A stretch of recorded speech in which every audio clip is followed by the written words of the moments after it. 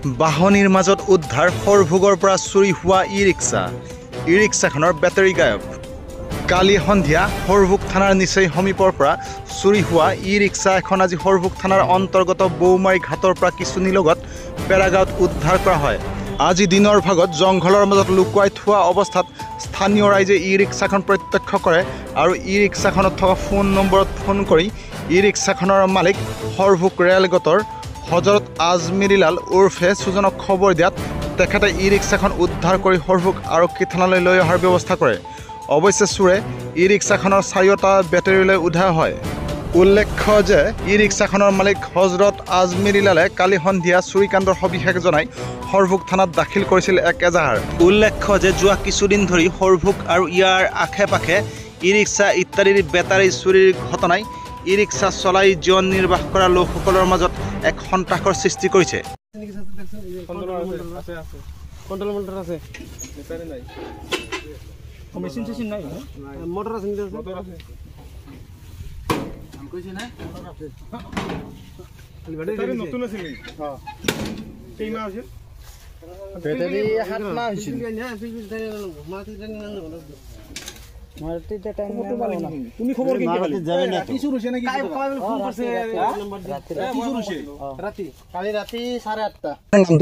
মোৰ নাম মৰ্তুচালি।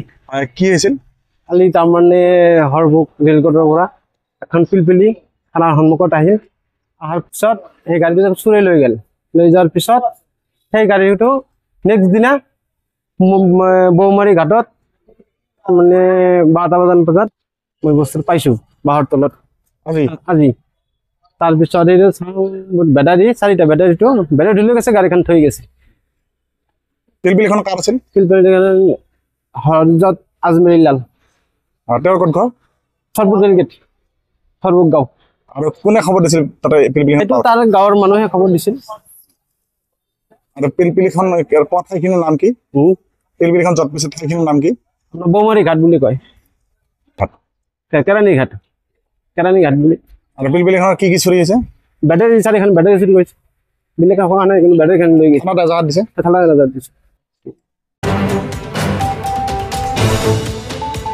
সৰভোগৰ পৰা অজয় কুমাৰ ৰায়ৰ সহযোগত উদয়ন নাথৰ ৰিপৰ্ট, নিউজ টাইম 3।